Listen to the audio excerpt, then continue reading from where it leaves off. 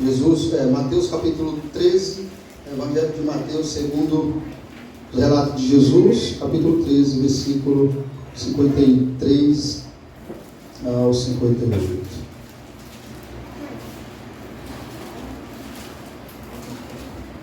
Ou melhor, Evangelho de Jesus Cristo, segundo escreveu Mateus. Vamos lá? Todos encontraram? Tendo Jesus proferido estas parábolas, retirou-se dali. E chegando à sua terra, ensinava-os na sinagoga, de tal sorte que se maravilhavam e diziam: de onde lhe vem esta sabedoria e estes poderes miraculosos? Não é este o filho do carpinteiro? Pergunta. Não se chama sua mãe Maria e seus irmãos Tiago, José, Simão e Judas? Não vive entre nós todas as suas irmãs? De onde lhe vem, pois, tudo isto? E escandalizavam-se nele. Jesus, porém, lhe disse: não há profeta sem honra, senão na sua terra e na sua casa. Agora, se atente para o versículo 28. E não fez, 58, isso. E não fez ali muitos milagres por causa da incredulidade deles. Amém? Grave esse 58 aí. Por que Jesus não fez muitos milagres ali? Por causa? Senhor, graças te damos, é a tua palavra. Ilumina, traz luz, graça, edificação para o corpo do Senhor, que é a sua igreja. Faz ela conhecida, cheia da sua presença. Faz ela edificada. Ajuda-me, Senhor, porque sem ti nada sou e posso fazer. Graças te damos. Receba toda a glória para si, em nome de Jesus. Amém. Esse é o nosso texto, tá, irmãos? Eu peguei no começo para nós entender um pouco o contexto todo, mas o nosso versículo mesmo é o versículo 58. O tema dessa mensagem é: peça, porém, com fé. Esse é o tema da mensagem da noite. Peça, porém, com fé. Veja, irmãos, a Bíblia tem muito a dizer sobre a temática da fé. Muito. A Bíblia fala sobre muito tipo de fé para nós. Preste bem atenção.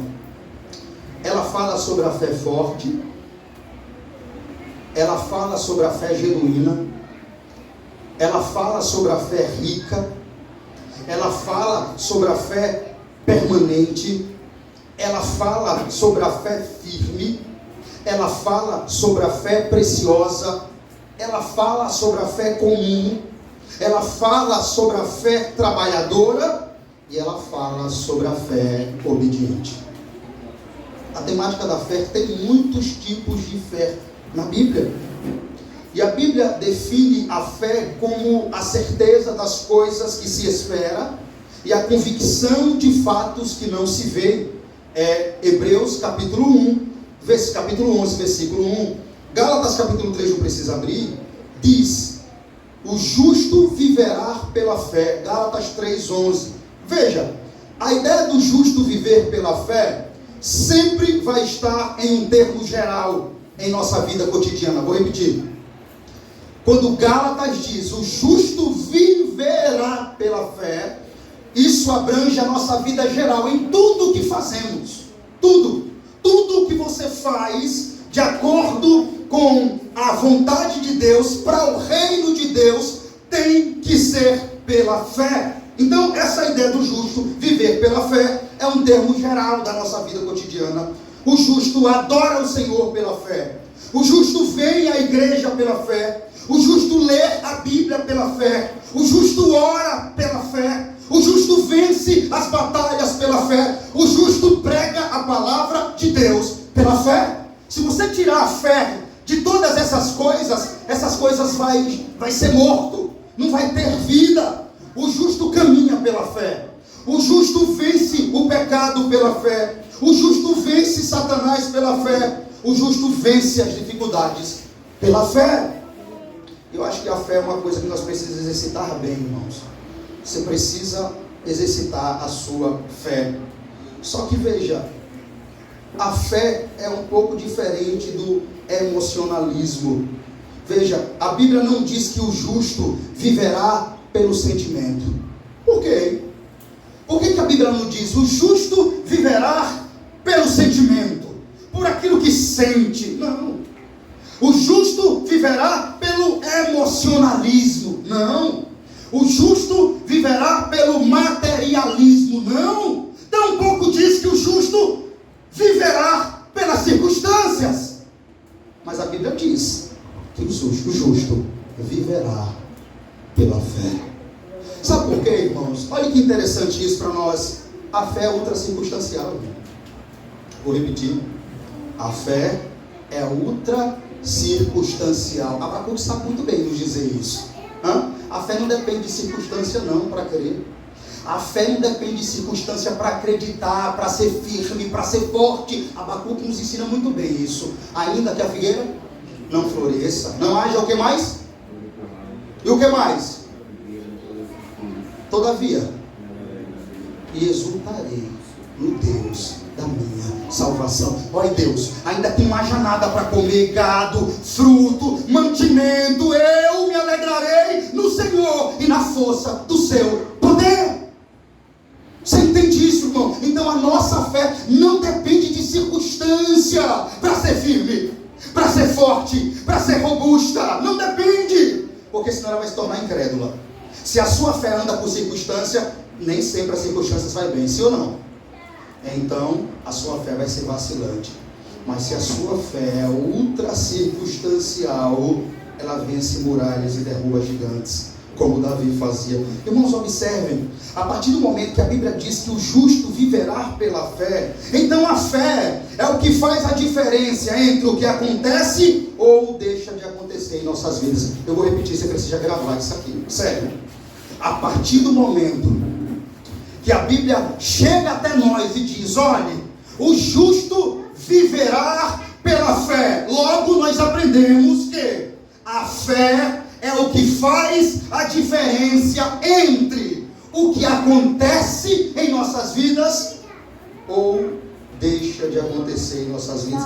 Mas pastor, o senhor está tirando isso da onde? É uma conjectura, é uma ideia sua? Ou é a Bíblia que diz isso? Você acabou de ler o texto que diz exatamente isso. Lê de novo aí, 58. Vamos lá. Versículo 58. O que está escrito aí? E não fez ali muitos milagres por causa da... Então a falta de fé deles fez que algo que podia acontecer não acontecesse. Por isso que eu disse, a fé é o que faz a diferença entre o que pode acontecer e entre o que não pode acontecer. Se eles crescem, a Bíblia está deixando claro que Jesus ia fazer ali muitos milagres. Mas como eles não creram, olhem como isso é importante para nós, tá, irmãos? Que oremos. Você que pede tanto, e peça mesmo, que a Bíblia diz, peça e recebereis, bata e vai abrir, busque e vai encontrar. Tem que pedir mesmo, mas tem que pedir com fé. Tem que pedir com fé, porque você está vendo aqui que Jesus disse, não dei a eles e não fiz muito lá, porque eles eram incrédulos, não cria em mim, não cria que eu era Deus e que podia fazer coisas miraculosas que os olhos deles nunca viram. Nós estamos vendo aqui a Bíblia narrando, irmãos, que Jesus não fez milagres nessa cidade. A incredulidade do povo, ou seja, a falta de fé deles. E aqui talvez está a nossa maior deficiência. Está a maior deficiência da igreja, a incredulidade do povo de Deus. Isso eu tenho que admitir, como reformado protestante, nós, batista, nós temos um probleminha com isso, sabe? Nós somos reformados, irmãos, nós precisamos lembrar que não podemos limitar o poder de Deus. É um grande perigo para a igreja reformada isso.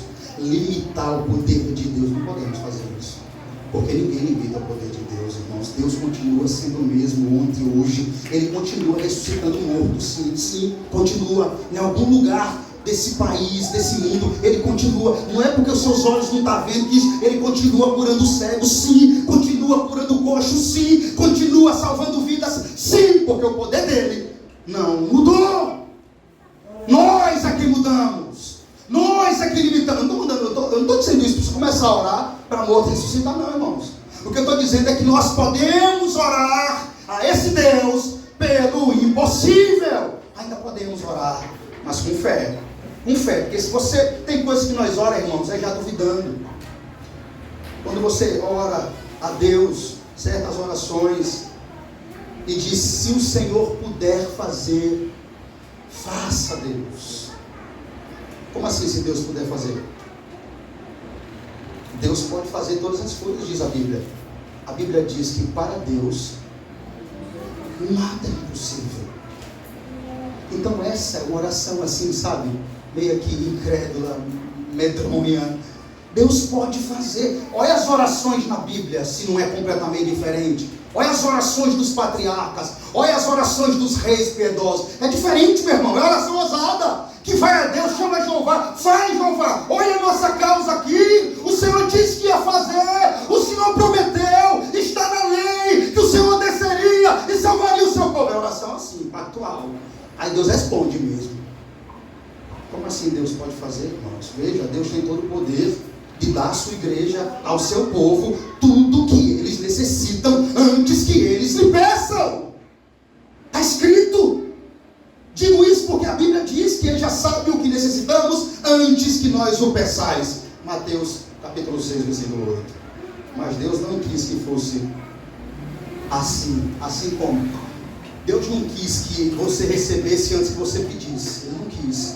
Ele pode fazer. Ele já sabe o que você quer. Isso Ele diz: olha, filho, eu sei o que você quer já, sei o que você deseja, mas contudo Ele diz assim: aquele que pede, recebe, aquele que busca, encontra, e aquele que bate, abre-se-vos-á. Mesmo Ele sabendo o que você necessita, Ele quer ver o tamanho da sua fé nele.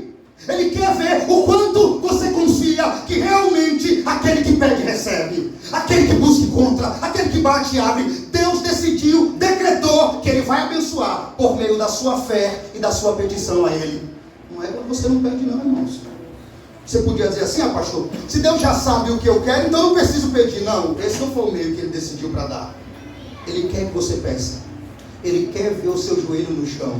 Ele quer ver você crendo. Ele quer olhar para o seu coração e ver. Ele acredita no que está escrito lá em Mateus 7,7. Que o que pede recebe, que o que busca encontra, e o que bate abre-se-vos-á. É isso que Deus quer ver. Um coração cheio de fé na própria palavra dele. Sabe por que eu digo isso, irmãos? Me diga, me mostra uma oração aqui dos profetas, dos reis, que não foi lembrando a Deus a sua própria palavra. Aí Deus, sabe o que Deus responde a essas orações? Porque a partir do momento que você começa a lembrar a Deus a sua própria palavra, você está dizendo assim a Deus: Deus, eu estou orando a sua palavra, porque eu tenho plena convicção e fé que o Senhor é fiel para cumprir essa promessa que eu estou te lembrando. Aí Deus age. Deus age automaticamente. Deus vê fé nisso. Deus olha para o coração e diz: olha lá, ele está lembrando a minha palavra. Ele tem fé no que está escrito. Ele crê que todas as palavras, vírgula, tudo que se tem ali nessa palavra, todos os traços, todos os meios, eu vou cumprir. Ele acredita. Ele acredita ponto a ponto, ipso a ipso. Ele acredita de ir aí, tudo que está escrito. Ele está orando a minha palavra. E Deus assim honra. E vocês vão entender isso. Que a fé é exatamente isso, tá, irmãos? A fé é quando você ora. E que quando você está orando, você tem plena convicção. Por isso que vocês veem nós orando aqui, sempre lembrando a Deus a sua palavra. Porque Deus, Ele é fiel a si mesmo. Grave isso. Vou repetir. Deus é fiel a si mesmo. Você quer ver uma coisa? Eu fiz um estudo lá em casa ontem sobre o pacto da aliança. Estava até para trazer essa pregação aqui. Eu até falei à família ontem: olha, eu vou trazer essa mensagem lá amanhã, porque é impactante. Depois eu mudei hoje, trouxe essa.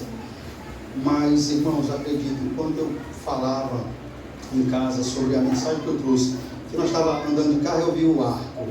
Quem resiste ver o arco-íris não parar para ficar assim admirado, hein? Quem? Vocês? É impactante ou não é? Aí eu fui lá para Gênesis. Aí quando eu fui lá para Gênesis, eu vi Deus dizendo a Noé: Noé, eu vou fazer uma aliança com você. E a prova do pacto da minha aliança é que eu vou colocar o meu arco nas nuvens.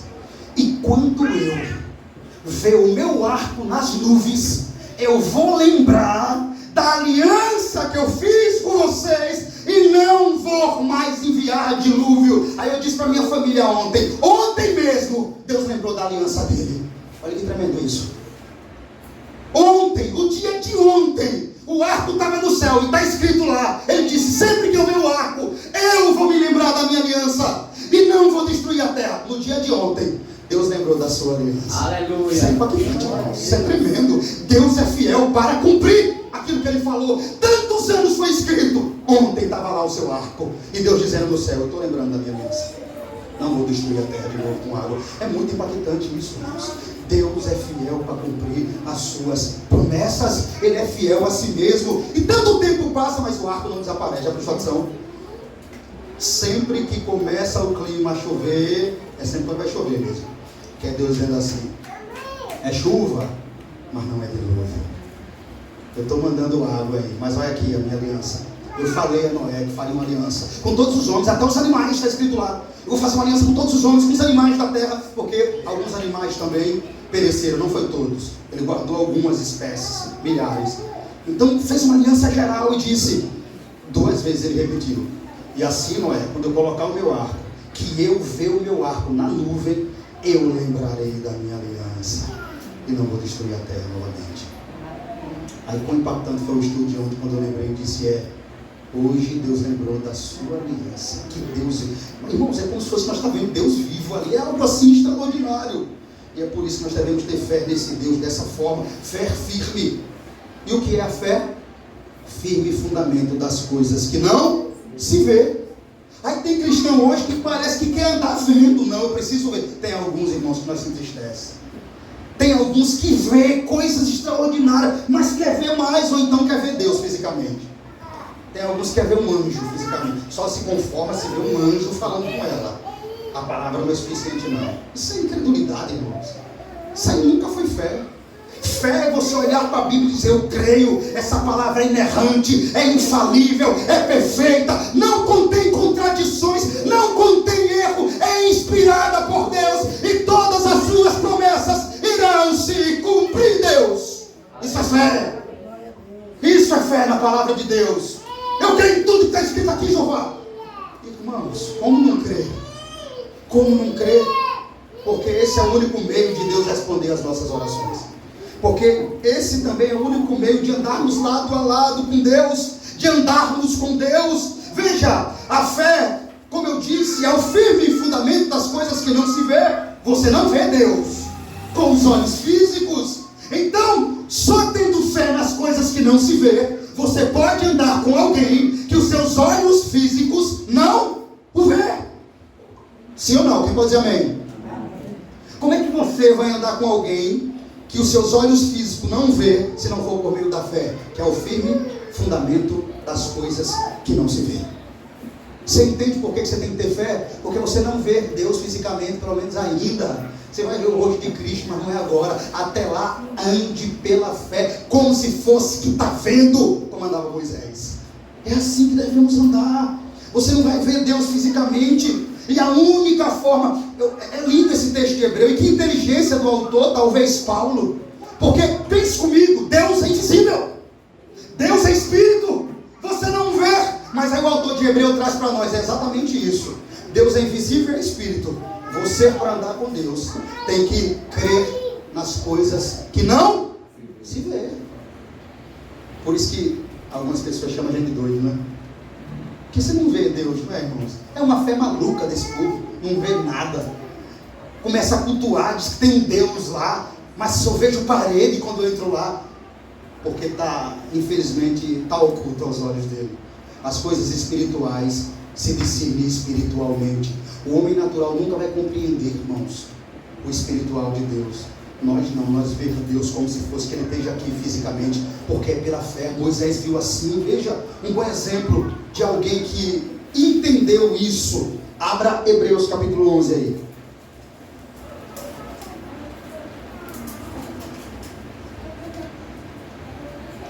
ótimo exemplo, não é? Um ótimo. Veja bem, se esse homem entendeu isso.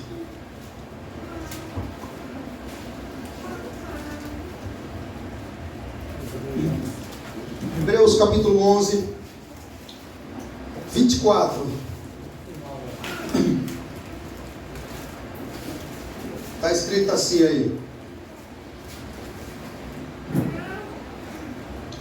Hebreus 11, 24 ao 27. Vamos lá? Deixa só o irmão achar ali atrás para nós fazer a leitura.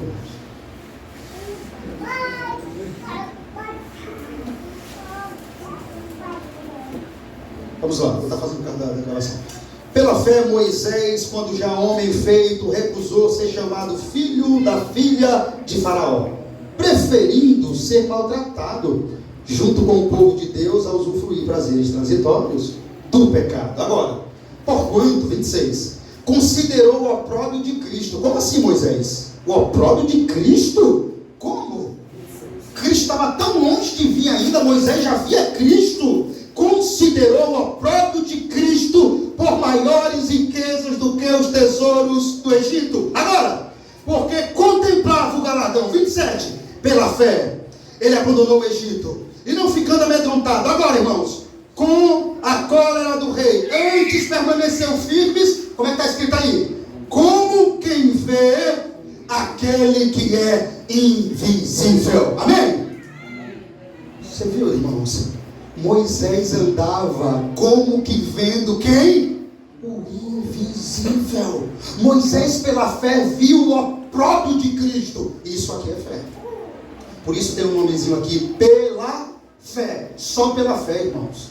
Não tinha outra forma, é difícil de explicar. Moisés viveu muitos anos antes de Cristo. Cristo veio muitos anos depois. E como que Moisés, somente pela fé, ele olhou para frente e considerou o opróbrio daquele que morreria pelos seus pecados e rejeitou todos os pecados do Egito. Isso é fé, irmãos.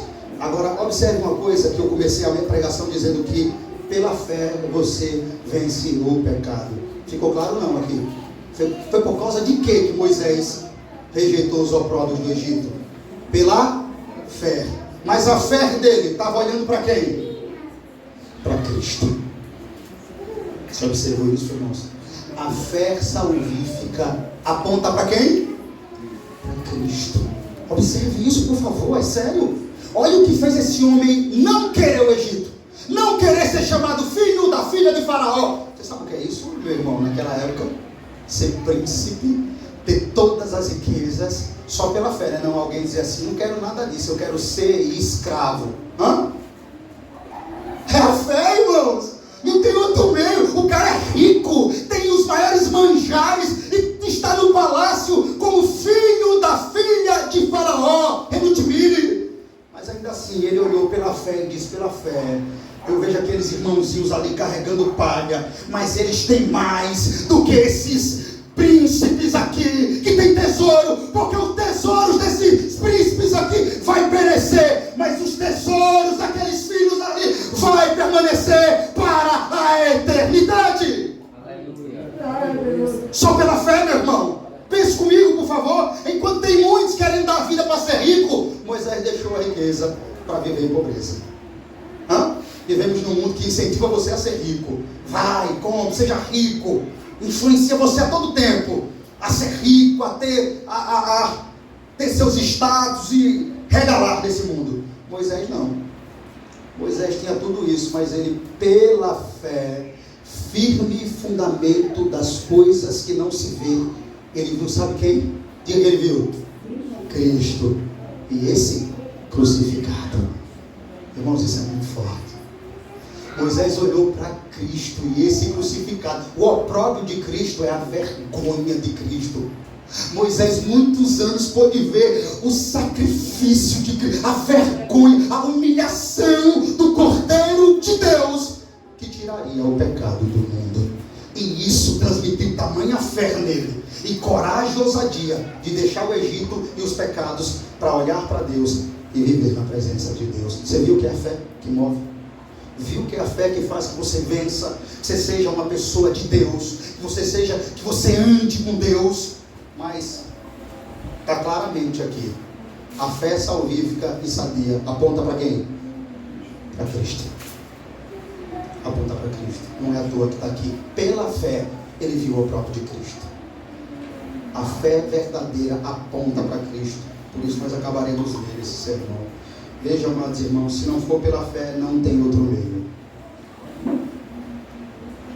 Você não vê Deus fisicamente, vê? Você não pode afirmar que viu Deus ontem no centro, no ônibus, fisicamente. Ou em qualquer outro lugar, porque ninguém pode ver Deus fisicamente. Você não pode afirmar isso. Mas pela fé, você pode ver Deus em Cristo, em todo o sistema da criação, tanto nos céus quanto na terra. Amém?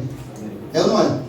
Você não pode dizer, vi Deus ali agora. Mas pela fé você pode dizer que ver Deus em Cristo, em todo o sistema da criação, tanto nos céus quanto na terra. Porque a criação é cristocêntrica, irmãos. E você consegue enxergar isso se for pela fé. Porque a criação testifica do seu Criador.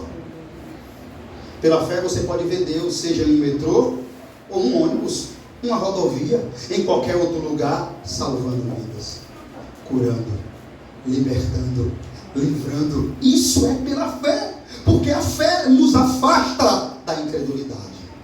Pela fé você pode ver Deus fazendo coisas extraordinárias dentro do ônibus, no metrô, na rua, em qualquer outro lugar, sim ou não? Você pode ver, irmãos, por isso que o único meio legal, fiel, de se comunicarmos com Deus é por meio da fé, juntamente com a oração da fé. Veja, a Bíblia diz que Enoque andou com Deus. Andou com Deus? Como assim? Ele não viu Deus, irmão. O homem ganhou testemunho de andar com Deus. Tá bom para você ou quer mais? Mas ele não viu Deus. Como Enoque andou com Deus? Só existe um meio de você andar com alguém que você não consegue ver. Qual é o meio mesmo? Fé. Fé. Para o homem ganhar esse título de ter andado com Deus, é algo extraordinário, irmãos. Sim ou não? Não existe outro meio de andar como Deus, que os seus olhos não vê, se não for pelo firme fundamento das coisas que não se vê. E isso é pela fé. Pela fé, irmãos. Está faltando essa fé ousada em nós. Parece que estamos igual esse povo aqui. Deus não faz mais não, não pode curar não. Eu não creio que isso acontece mais não. Aquela pessoa, parece que estamos igual esse povo aqui. E isso, abrindo esse texto, para que fique claro que muitas coisas às vezes não pode acontecer por causa da nossa incredulidade. Ainda bem que o texto falou por si só. E não operou Jesus muitos milagres ali por causa da incredulidade deles. Então a incredulidade é o maior inimigo da nossa fé, irmãos. Irmãos, essa é a fé que nós devemos ter para vir até a igreja, para cultuar a Deus, para pregar para alguém, para orar, para pedir, para bater, para buscar. Essa é a fé que você precisa para andar com Deus. A fé que tem plena convicção, firmeza e certeza que Deus está tão perto de você que você não pode decepcioná-lo por nada. Essa era a fé de Enoque e por isso Deus o tomou para si. Vou repetir, a fé que você tem que ter é a fé que você tem tanta certeza que Deus está do seu lado, tão perto de você que você não quer decepcioná-lo por nada. Essa era a fé de Enoque. Por isso ele andava com Deus. E ele andou tanto com Deus, mas tanto com Deus, que Deus disse: Enoque, tá bom para você na terra, eu vou lhe levar vivo do jeito que você está. E levou o homem vivo. A Bíblia diz que Enoque foi trasladado, levado ao céu vivo, subiu e acabou. E aí, os dois homens que teve esse privilégio, Enoque e Elias, subiu vivo para o céu, porque andava com Deus. Claro que eu não estou dizendo que isso vai acontecer de novo, que Deus vai levar vivo, mas isso é testemunho que ficou para nós fortalecermos a nossa fé. Enoque foi levado vivo, irmão. Você imagina um homem vivo andando de carne e osso, e Deus. E os parentes dele: onde é que está Enoque? Enoque desapareceu. Onde é que está Enoque? Ele estava ali, até ontem eu vi ele ali. Nunca mais apareceu Enoque. Estranho, né? Não soou ali o pessoal. Ninguém viu o corpo dono, Deus levou vivo. Irmãos, veja, alguém que não entende o sentido da fé, que é o que nos leva a crer convictamente, sem duvidar, que Deus está conosco, perto de nós, trabalhando em nosso favor, em todos os momentos da nossa vida, e que o Espírito Santo de Deus habita em nós, e que somos morada do Espírito Santo, e que por isso é que precisamos viver no Espírito, andar em Espírito, adorar em Espírito e em verdade. Aleluia. Eu vou repetir isso aqui, irmãos. Veja bem, se alguém não entender o sentido da fé, que é o que nos leva a crer convictamente, sem duvidar, que Deus está conosco, perto de nós, trabalhando em nosso favor, em todos os momentos da nossa vida, e que o Espírito Santo de Deus, isso tudo é pela fé, habita em nós. A palavra diz isso ou não? Diz ou não? Que nós somos o quê? Templo? Então eu tenho que crer nisso, irmãos. Eu tenho que crer que eu sou templo, e que o Espírito de Deus habita em nós, e que nós somos moradas. Nós, eu digo, aqueles que creu em Cristo e se arrependeu em Cristo. E é por isso que precisamos viver no Espírito, andar em Espírito, adorar em Espírito e em verdade. É por isso que não temos permissão para entristecer o Espírito que habita em nós. É por isso que devemos pensar muito antes de praticar qualquer ato, que temos a certeza. Olha, irmãos, para isso aqui, preste bem atenção. Uma vez que você tem uma fé que olha para Cristo, você pensa muito antes de praticar qualquer ato, que você tenha certeza que vai entristecer o Espírito Santo que está dentro de você. Você pensa antes de fazer. A fé é o que lhe leva a ter convicção de tudo isso, e ora tendo tudo isso em mente. Vou repetir: a fé é o que lhe leva a ter convicção de tudo isso, e faz que você ore tendo tudo isso em mente. Então devemos sempre lembrar, pela fé, que Deus firmou uma aliança eterna em Cristo conosco, um pacto eterno de graça no seu Filho. Ele comprou para ele povos de todas as tribos, línguas e nações, de modo que nenhum desses filhos do pacto ficará sem as respostas das suas orações, diz a palavra de Deus. Porque Deus nos deixa claro na Bíblia que uma das promessas do pacto em Cristo é que tudo que o povo que foi chamado em Cristo, no pacto da graça, pede, Ele atenderá para a glória dele em Cristo Jesus. É ou não? Está escrito isso? Tudo que me pedires em meu nome, crendo, e que o povo ore em nome de Jesus, porque o próprio Cristo falou: tudo que pedires em meu nome, isso vos farei, a fim do que o Pai seja glorificado no Filho. Eu vou repetir isso aqui, João 14:13. Tudo quanto pedirdes em oração em meu nome, isso vos farei, a fim do que o Pai, que prometeu a vocês, seja glorificado no Filho. Quem pode dizer amém? Aqui está a certeza do pacto da graça que Deus fez conosco no seu Filho. Ele sempre nos ouvirá. E a pergunta que fica é: e por que somos tão fracos quando se fala de oração? Por que oramos tão pouco, irmãos? Eu não entendo não isso, meu Deus do céu. Deus fez um pacto conosco na aliança da graça, disse que ia ouvir o seu povo para sempre, e ainda assim nós somos fracos para orar. Por que nós não reivindicamos esse pacto? Por que nós não entramos no quarto e só sai de lá depois de uma hora, chorando e lembrando a Deus o seu glorioso pacto? Por isso eu sempre falo de pacto aqui, para você lembrar e gravar mesmo. Você é um filho do pacto. Se creu em Cristo e se arrependeu dele. Diante de tantas certezas impactantes, tremendas e gloriosas como essas aqui, o que é que estamos fazendo, hein? Que Deus nos prometeu no pacto eterno da graça em Cristo não deixar esse povo sem resposta. Ao contrário, ele disse: peça, busque, bata, e em meu nome, ou em nome do meu Filho, eu vos darei. Sabe qual é o nosso maior problema, irmãos? A incredulidade e a falta de fé. Aqui está o problema dos nossos olhos não contemplar tantas maravilhas e milagres que Deus quer fazer, deseja fazer, tem prazer em fazer no meio do seu povo. Vou repetir.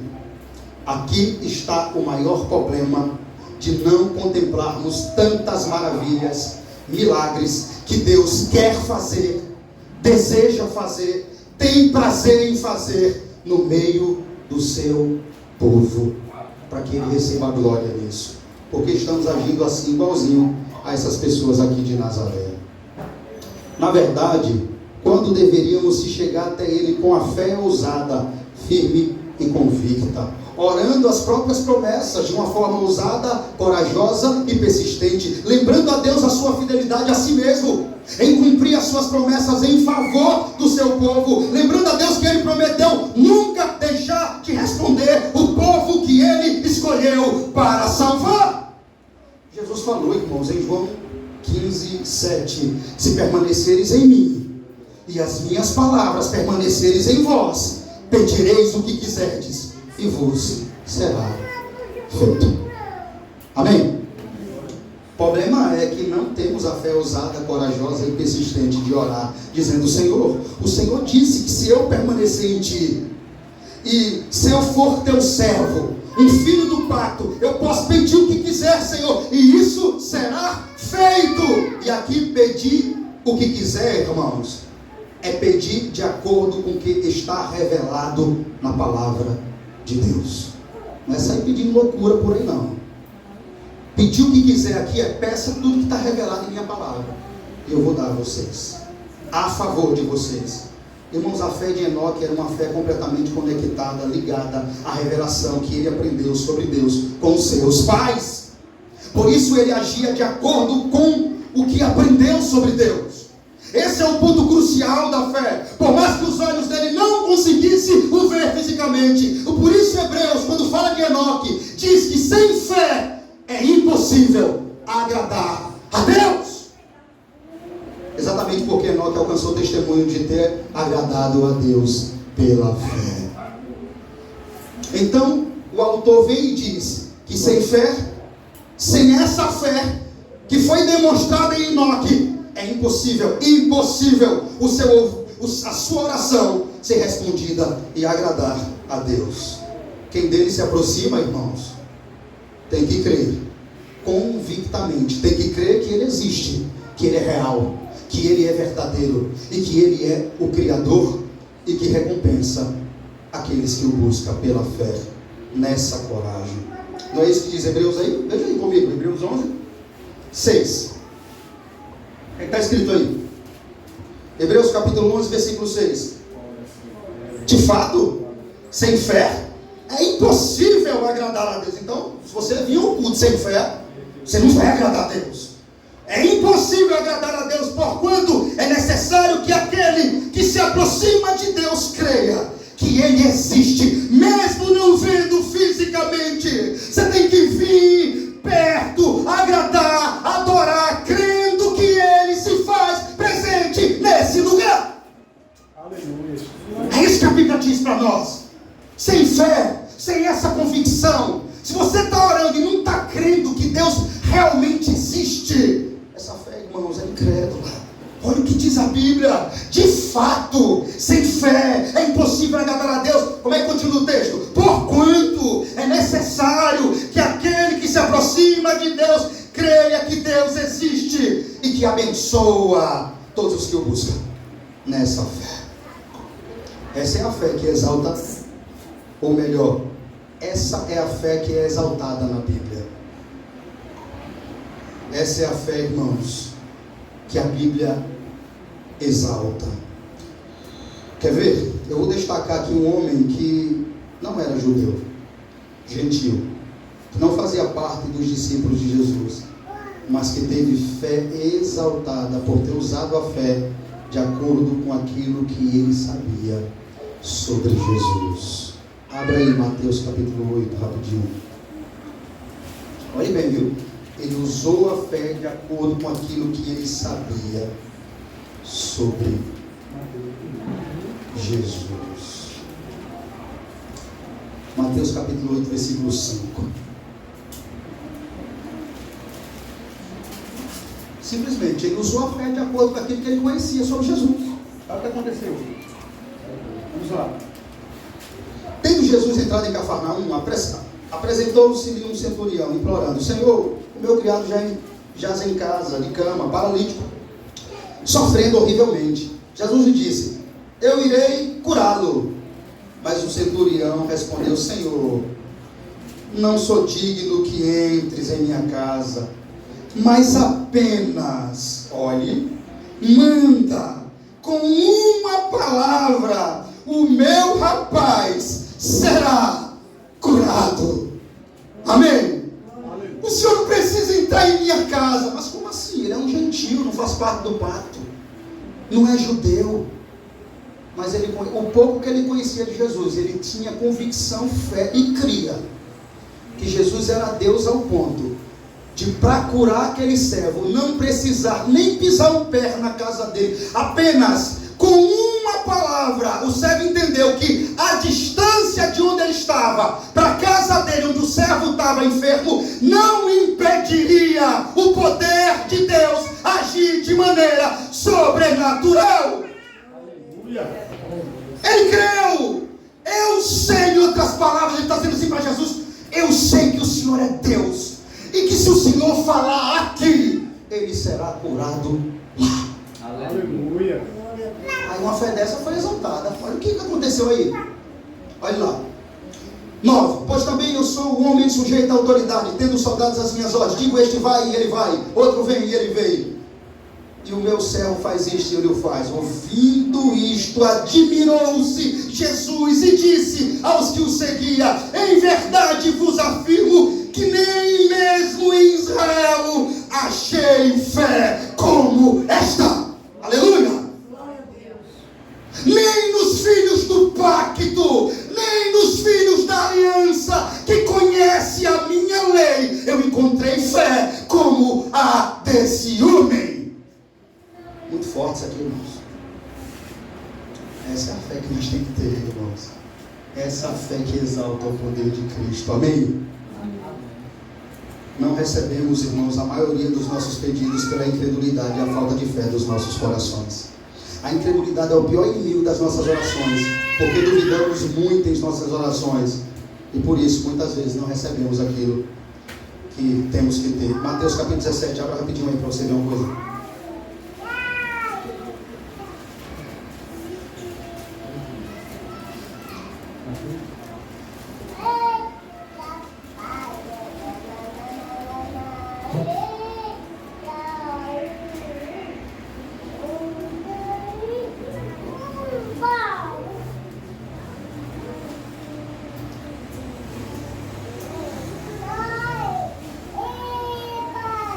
Versículo 14.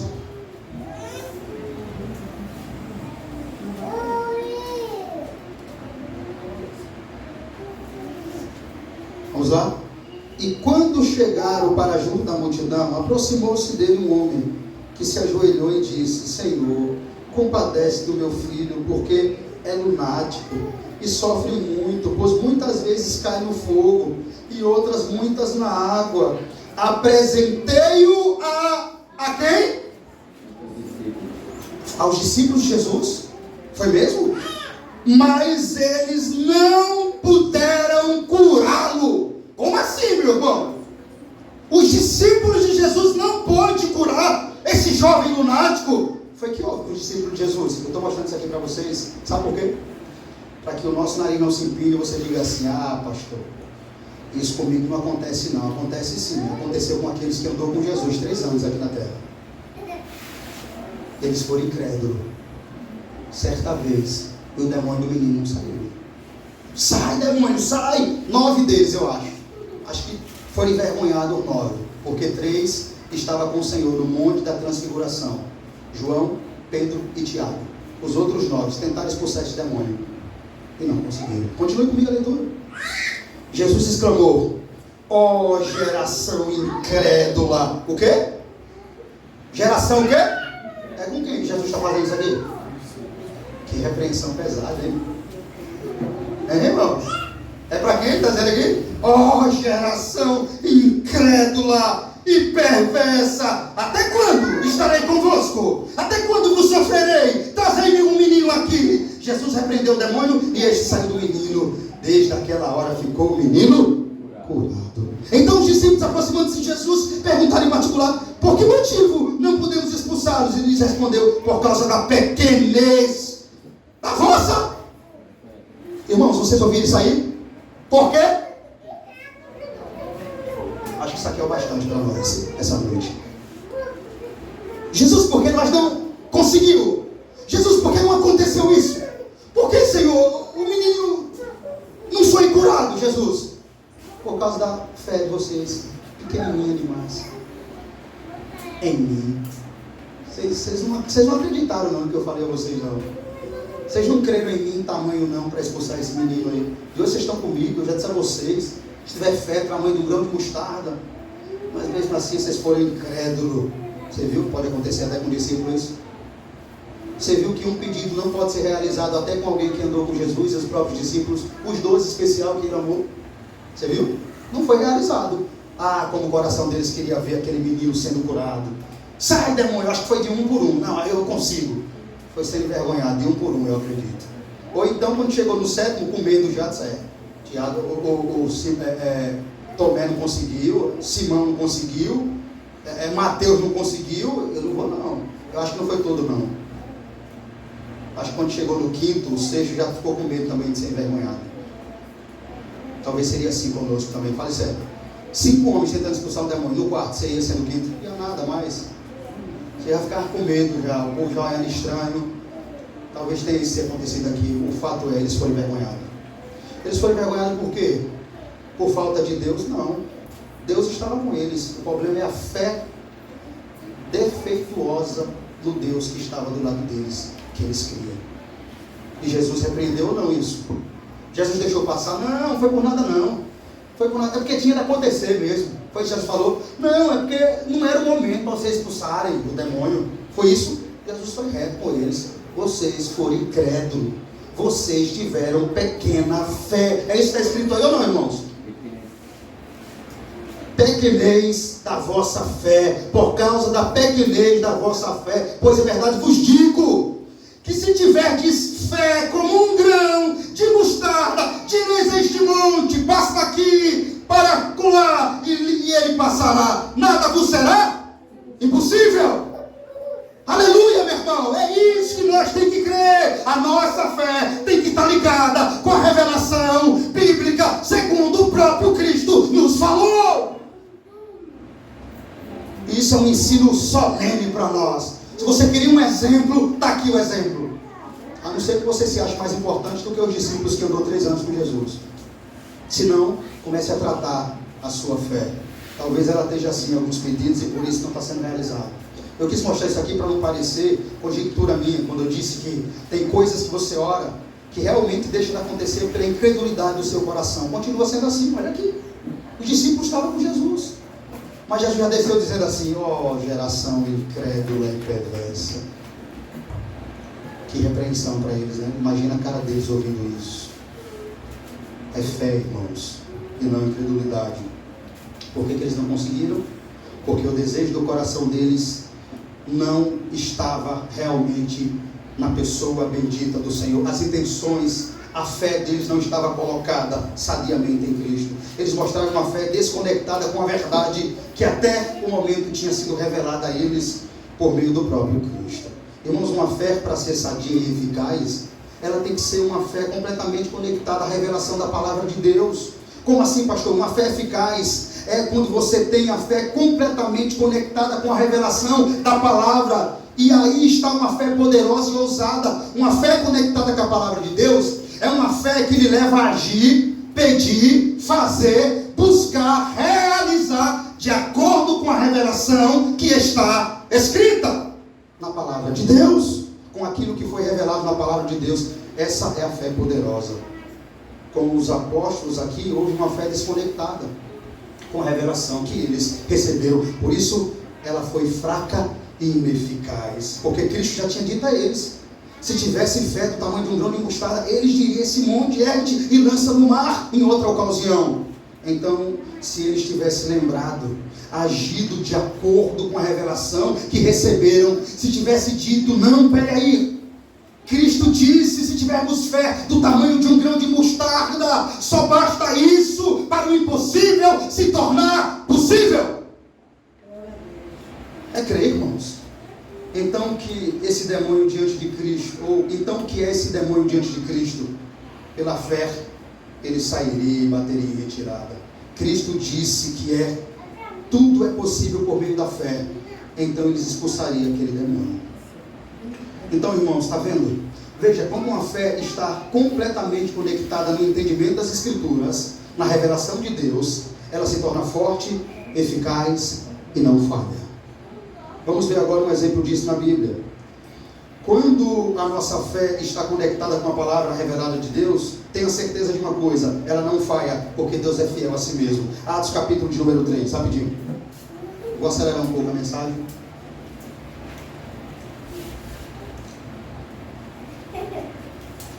Atos capítulo 3, versículo 1.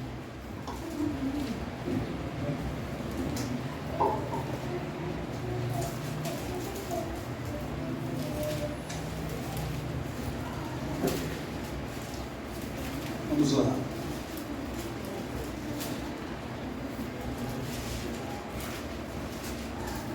Pedro e João subiam ao templo para a oração da hora nona.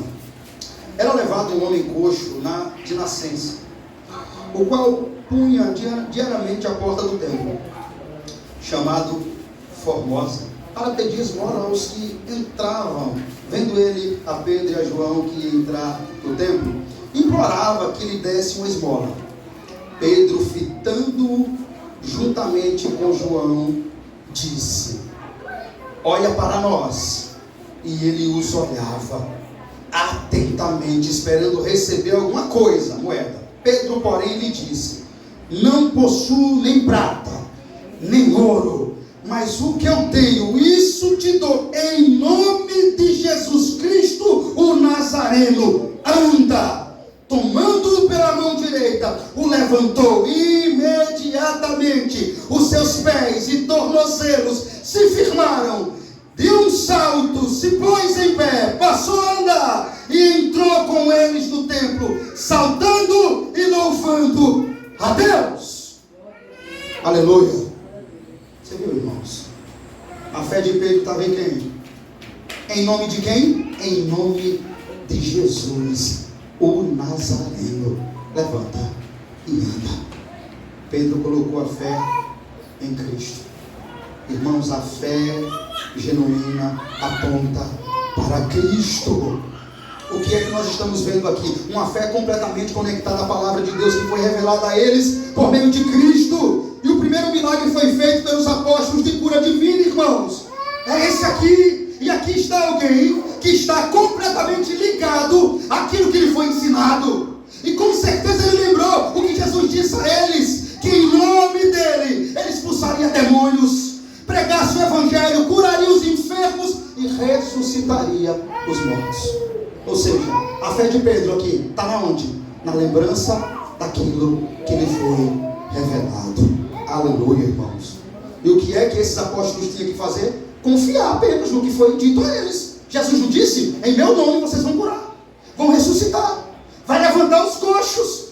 Pedro creu e disse: em nome de Jesus. Ele disse que em nome dele o coxo ia andar. Então, vou testar agora. Em nome de Jesus, o Nazareno, levante e ande. O que aconteceu? O coxo andou, levantou e foi curado. Isso é uma fé que aponta para Cristo. Essa é a fé poderosa, irmãos. Você entende? Eles só tinham uma coisa para fazer: confiar no que foi dito a eles, ligar a fé deles às palavras de quem? De Jesus Cristo. E é exatamente o que Pedro fez. Levanta em nome de Jesus e ande. O paralítico levantou e andou. Porque, irmãos, esse tipo de fé aqui não falha.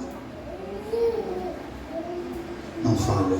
Esse tipo de fé aqui Deus sempre honra. porque está completamente ligada às promessas dele. Então talvez Pedro pensando, eu só preciso ligar a minha fé à sua palavra, confiar convictamente no que ele me falou. Você entende? Veja bem, antes de acontecer a cura, Jesus tinha falado para eles: vocês vão curar enfermos, vão ressuscitar mortos, coxo vai andar. Jesus morreu, foi para o céu e ficou eles aqui agora. É a primeira cura divina. Está lá o coxo, me deu uma esmola. Pedro olhou para ele e lembrou: Jesus falou que nós ia ressuscitar os mortos e os coxos iam andar em nome dele. Olha, não tenho prata nem ouro, mas o que eu tenho.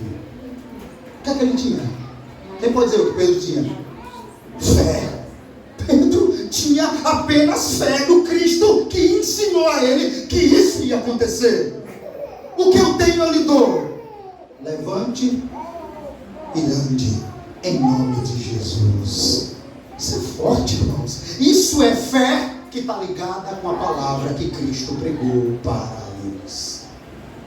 Falhou? Como é que falha? Nunca falha esse tipo de fé. Nunca falha. Mas como é que eu faço isso? Duvidando, sendo incrédulo, não confiando convictamente em Deus, em suas promessas pactuais? Não, absolutamente não. Mas ligando a minha fé à palavra dele, colocando essa fé em ação de acordo com o que está escrito. Começa a fazer isso, meu irmão. Quando é assim, irmão, não tem como falhar. Essa fé é eficaz, essa fé é poderosa em Deus para destruir fortalezas. Diz a palavra do Senhor. Claro, irmãos, que eu não creio que ninguém tenha mais esse dom, como eu disse, específico hoje. Mas eu creio especificamente, convictamente, que o mesmo Deus pode fazer isso hoje. Pode fazer para a glória dele. Então, irmãos, o fato que nós devemos ter fé conectada à palavra revelada de Deus nas Escrituras, para fazer todas as coisas que seja orar, ler, pregar, bater, buscar, pedir, tem que ser com essa fé aqui. Eu creio, Senhor. O Senhor diz que aquele que pede, recebe. Estou eu aqui, invocando a sua palavra, lembrando ao Senhor Jesus. Eu creio que o Senhor falou e que essa palavra vai se cumprir. A sua fé tem que estar ligada à palavra revelada de Deus. Nunca fora, nunca com ideia de misticismo, sabe? Travesseiro, brinco, joia, eu determino. Não, esqueça isso. Isso é loucura. Coloque sua fé naquele que pode, no alvo, naquele que prometeu, que é fiel a si mesmo para cumprir. Essa fé nunca falha. Essa fé ela sempre tem um rumo certo. Eu não estou falando de colocar fé em utensílios, como eu acabei de dizer, copo de água, rosas, fogueira santa, ou qualquer tipo de objeto. Não, essa não é a fé da aliança. Não, essa não é a fé do pacto. Não, Deus não tem compromisso nenhum com esse tipo de fé. Mas o que acontece? Eu não sei se realmente acontece. Mas Deus não tem compromisso nenhum com pessoas que pegam utensílios, pegam o copo de água, pegam o travesseiro, pega a rosa santa e qualquer outro objeto e coloca a fé dela naquilo. Deus não tem compromisso nenhum com esse tipo de fé. Essa não é a fé do pacto. Essa não é a fé da aliança. E Deus não tem compromisso nenhum com esse tipo de fé. Confissão positiva ou determinismo. A fé da aliança é a fé que age, que faz o homem agir de acordo com o que está escrito na palavra de Deus. Faz que ele ande com Deus, faz que ele tenha sede de Deus, faz que ele ame a Deus, faz que ele seja fiel a Deus. Essa é a fé verdadeira, irmãos. A fé que muda você, a fé que transforma você, a fé que faz você mais parecido com Cristo. Essa é a fé do pacto. Como Moisés fez, Joquebede, Onrão, orou de acordo com o que está escrito na palavra de Deus, que fez a situação deles mudarem. Então essa é a fé que nós devemos ter, irmãos. Essa é a fé que está ligada à palavra revelada de Deus. E que tem garantia no pacto, tá? Que será respondida. Assim devemos agir, conectar a nossa fé a revelação de Deus, porque está escrito: aquele que pede, recebe; aquele que busca, encontra; e aquele que bate, abre-se-vos-á. Quem pode dizer amém?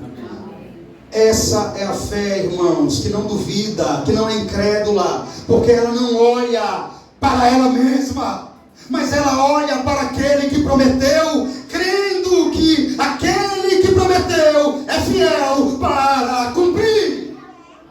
Por isso é uma fé ousada e eficaz, ou seja, ela olha para o firme fundamento das coisas que não está vendo, e para a convicção daquilo que se espera, já convicto que recebeu aquilo que pediu a Deus em nome de Jesus Cristo.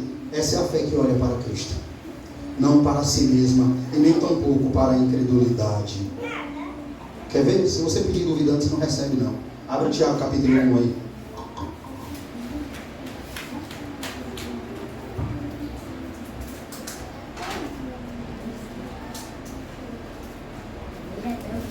Se você pedir duvidando, nem pense que vai receber alguma coisa de Deus. É Tiago que vai dizer agora. Tiago vai dizer isso para nós agora. Quer ver? Tiago capítulo 1, lê aí, versículo de número 5, para ver. Vai lá, repara, viu? A lição agora de Tiago. Tiago capítulo 1, versículo 5. Se porém algum de vós necessita de sabedoria, peça a quem? Que a todos dá, e nada lhes impropera. Nada lhe nega aqui, né? Nada lhe nega a ser-lhe o quê? Concedido. Agora, peça, porém, com... É o tema da mensagem, olha, querido. Peça, porém, com fé, meu irmão. É Deus dizendo para a igreja. Esse é o tema da mensagem. É Deus dizendo para você: peça, mas peça com fé. Peça acreditando, mesmo não vendo. Por quê, pastor? Peça com fé e em nada duvidando. Está escrito aí assim? Peça com fé e em nada duvidando, pois o que duvida é semelhante à onda do mar impelida e agitada pelo vento. Não suponha esse homem que alcançará do Senhor alguma coisa. Tá bom? O que mais? Tá claro? Ficou claro, irmãos? Peça com fé, em nada duvidando, porque se duvidar, não pense que você vai receber alguma coisa de Deus. Tá claro, irmãos? Isso para nós é não. É a fé, irmãos, que devemos ter. Primeiro aqui, peça, porém, com fé. Veja, o próprio Deus revelou isso para nós, que Ele quer atender. Começou dizendo não. Se alguém precisa de sabedoria, peça a mim. É Deus dizendo aqui, você entende? Se algum de vocês precisa de sabedoria, mas a sua sabedoria, esse texto aqui, só se encaixa para a sabedoria exatamente? Claro que não. Se algum de vocês, sabedoria é um exemplo de algo que nós precisamos para lidar com todas as coisas. Sabedoria é a primeira coisa que nós devemos ter para ser bem sucedido em todas as áreas das nossas vidas, seja no casamento, seja no falar, seja no trabalho, seja no tratar com pessoa. Precisamos de sabedoria. Muitas vezes agimos sem sabedoria, mas isso aqui é no termo geral, seja o que nós esteja precisando. A Bíblia está dizendo: se você está precisando de sabedoria, peça a quem? Peça a Deus, que a todos dá liberalmente e não lhes impede, não lhes retém, mas se lhe há concedido. Ou seja, Ele vai dar. Ele se agrada em abençoar, Ele se agrada em conceder o pedido de vocês. Mas versículo 6, vamos ler aqui versículo 6. Está escrito o que, a igreja? Peça, porém, e em nada duvidando. Você já sabe então que se duvidar não recebe. Aqui, claro, nítido como água. Se duvidar não recebe. Peça com fé, como falou Hebreus. Vamos tomar o exemplo de Tiago, irmãos, para termos mais uma vez convicção. Quais são os nossos maiores tropeços em orações? Tiago está deixando claro quais são os nossos maiores tropeços em orações. Hoje essa mensagem é solene, de Deus para a sua igreja. Deus fala conosco por intermédio da sua escritura. Em que momento falou eu aqui? Somente as escrituras, irmãos. A Bíblia está falando conosco para que nós entenda quais são os nossos maiores tropeços em orações. Incredulidade. Irmãos, Deus deseja ver o nosso povo, ou melhor, Deus deseja ver o seu povo em fé ousada, convicta e corajosa. Observe que no pacto da graça em Cristo, Deus promete que vai ouvir, atender as nossas orações. Mas dentro desse mesmo pacto, tem as suas advertências. Olha que lindo isso. Dentro desse pacto, Deus diz assim: eu vou ouvir, peça, vai receber, busque, vai encontrar, bata e vai abrir. Mas dentro desse mesmo pacto, tem as suas advertências. E uma delas você está lendo agora: a incredulidade. Essa é uma das advertências do pacto para não receber. Desde que não oremos com incredulidade, duvidando, como o povo da terra de Jesus fez, como nós vimos aqui no texto. Se comportamos assim, a palavra acabou de dizer que não pense tal homem que vai receber alguma coisa de Deus. Porque Deus decretou em sua palavra se manifestar por meio da fé do seu povo. E foi assim durante todos os tempos. Isso não vai mudar. Por exemplo, Deus poderia soberanamente ter feito o mar vermelho se abrir para fazer os israelitas, sem a ajuda de Moisés, passar. Foi assim? Moisés, levanta o seu cajado. Tem que ser pela fé para levantar aquele cajado, porque ele não tem poder para fazer o mar se abrir. Aponta o cajado para frente do rio, Moisés apontou, e agora o mar vai se abrir. Deus podia dizer: pronto, Moisés, mar se abra. Mas Deus quer ver a fé do seu povo em ação.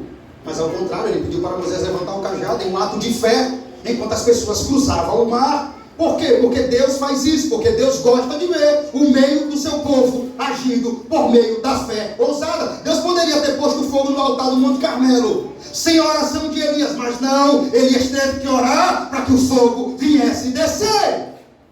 Você pode entender isso? Ele pode fazer, mas você tem que fazer a sua parte.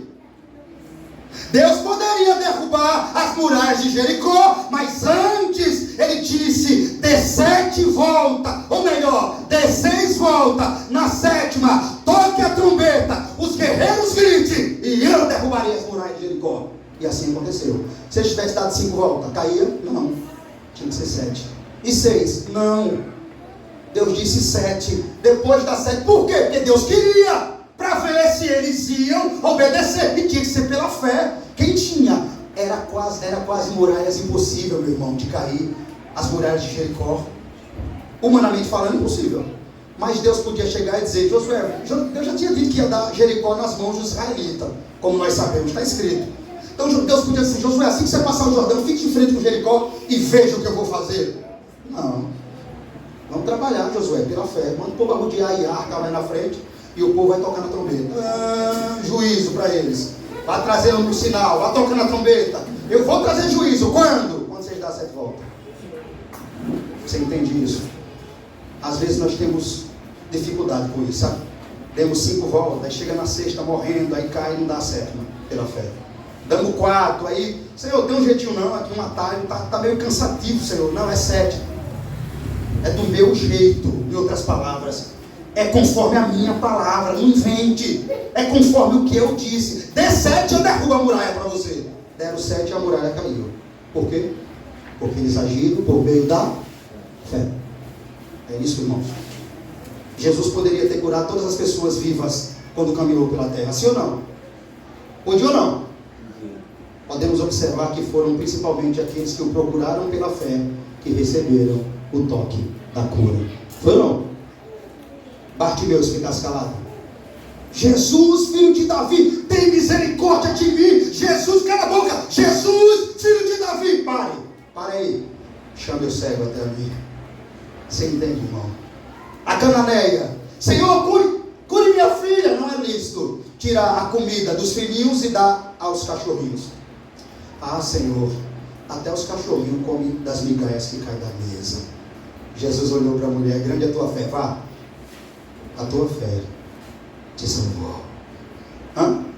Você entende isso, irmãos? Jesus podia curar todo mundo, mas foi as pessoas que agiam com fé ousada que receberam as suas curas.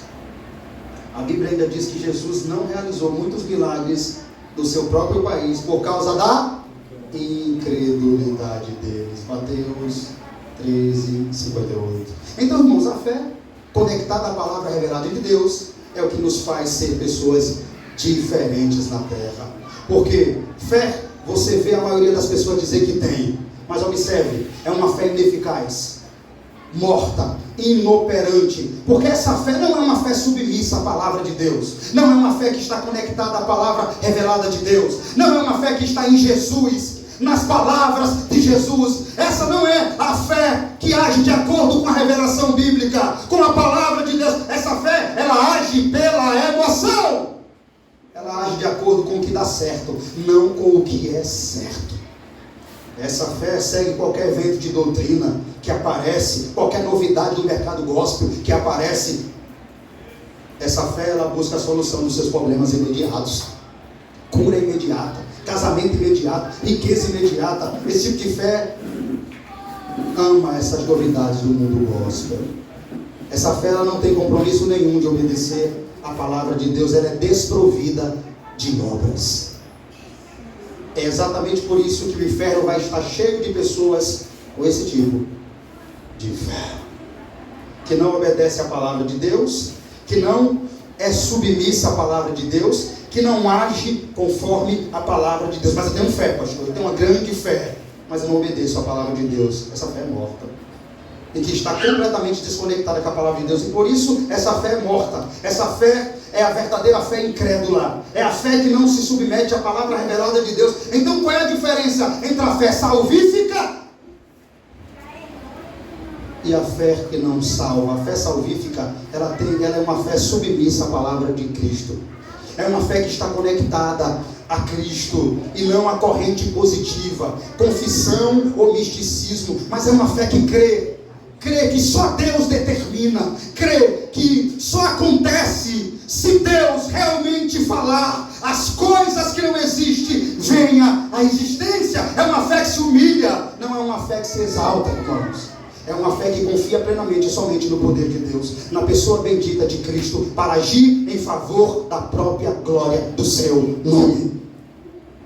Essa é a fé sadia. Uma fé desse tipo nos leva a caminhar com Deus, porque ninguém pode andar com Deus sem agir conforme a palavra dele, porque está escrito: não andarão dois juntos se não houver concordância.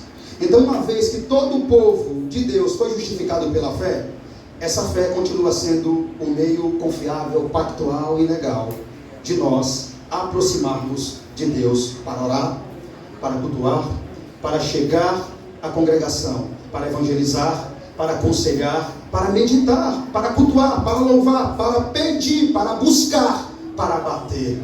Por último, essa fé é viva e poderosa e eficaz quando eu ligo ela ao maior acontecimento da face da terra, quando eu uso ela lembrando que até essa fé que tenho só está em mim porque alguém sacrificou-se no meu lugar. Por isso que só em nome dele essa fé pode ter poder. Eu quero acabar essa mensagem em Mateus 28, olhando para onde essa fé funciona bem. Vamos lá?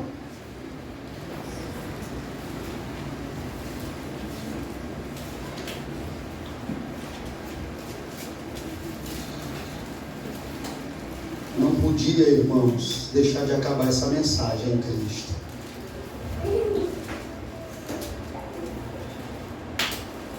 Mateus capítulo 28.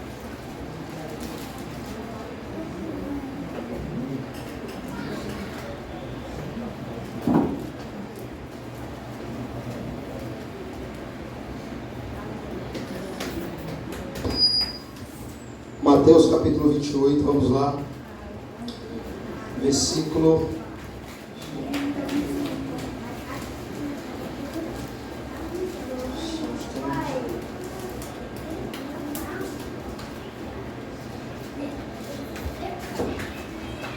vamos lá, vamos pegar o versículo 27, Mateus capítulo 27, versículo 45.